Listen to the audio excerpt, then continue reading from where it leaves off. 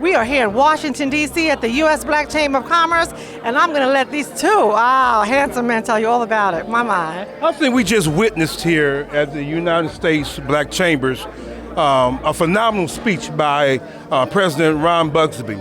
He set the tone for the nation. He is saying that, through uplift, we all can be able to bring each other, especially not only through the black businesses, but all businesses. Ron, explain more about your vision and your envision that God has given you and only you to be able to do the things that you have been able to do. Well, God has offered me a vision, and as I tell a lot of folk, my mother was a preacher, so I know who my Lord and Savior Jesus Christ is.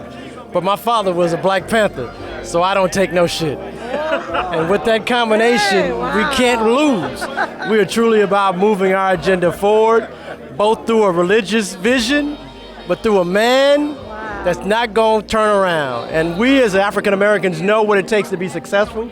We're going to continue to fight. If that means that we have to put a gun to our heads to take us out of slavery, we will do that. What this week is really about is not just about what corporate America can do for us, but what we can do for each other.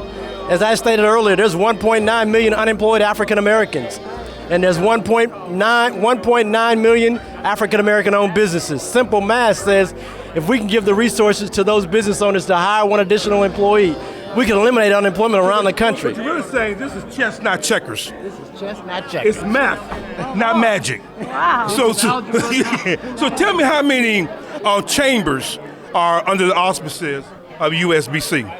We have 115 chambers across the country. We're in 26 states, and we have a membership of 240,000 African American owned businesses. About 70% of them are small firms doing great work in all types of industries across the country. About 15% of those firms that we call our mid-tier firms. And about 15% of firms like Sheila Johnson and the Salamander, like the Marriott Marquis here with Norm Jenkins. We have firms that are doing great things, and when given the opportunity, they will continue to shine. It's our role to make sure that we're advocating on their behalf, that we're getting them the capital that they need to grow and expand, that we're giving them the contract opportunities, because it's no longer about black and white. It really is about having a voice and a seat at the table. And so the U.S. Black Chamber is there to ensure that our voice is being heard, that our businesses are being represented, and that we will never forget what we can do for each other when we work together. Let me ask you a question, Ron, because this is really striking me, not so much, as a reverend, but also as a black man. Your sense of not only understanding purpose and your leadership, but one thing strikes me even more about you is your humility. I'd like to maybe talk to me about your humility. Tell me about what it is that make you approachable. What it is that make person feel like they've been knowing you all your life. What is it about you, Ron Busby, that is envisioning all this to make it happen? Yeah. Tell us about that. Well, I have a unique background. I worked in corporate America, so I understand what corporations are looking for as well as being required to do. I was a successful business owner, took over a second generation firm where we started with 5 employees and grew it to 700 employees. And I've been a chamber leader, ran one of the chambers in Arizona, so I understand what each one of those roles and responsibilities was required to do. But I also am an African-American man and a single father of 2 black boys. So I understand our role as leaders, I understand our role as black men, as well as our role as Christians. It is our responsibility.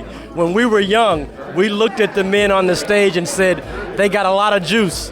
What are they doing with it? Yes. Now it's us on that stage, and we have to look in the mirror and ask ourselves, we're the folks with that juice, what are we doing with it? And if we can hold ourselves accountable, then we can't be anything but humble, and we gotta have humility in order to be successful and continue to do God's work. So your philosophy undoubtedly is each one teach one. Each one teach one, and they can't be what they can't see. And I know you're a member of the 100 Black Men, and you understand the importance of mentors, but more importantly, just vision. And many of us can't see the vision, and that's not a curse. That's why there's opportunities for folk like Sheila Johnson, folk like Norm, folk like yourself and I, to give them the vision, to show what we can do once we're given the opportunity. Now, let's close this out by saying, give us a little capsule, a little understanding about this exciting week here at this black-owned hotel at the Marriott Marquis. Okay, we're going to give a short synopsis on that. How about that? Yes, please. Absolutely.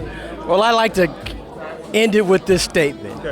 In order for there to be a strong America, there needs to be a strong black America. In order for there to be a strong black America, you got to have strong black businesses. In order for there to be strong black businesses, you got to have black chambers that are strong and that have sustainability. And each of us have a role and a responsibility in that. We're bringing all of us together here this week to give us relationships, resources, and reach so that we can go back as well as reach one, teach one, and we can also show one, and we can be one. Well, we're excited.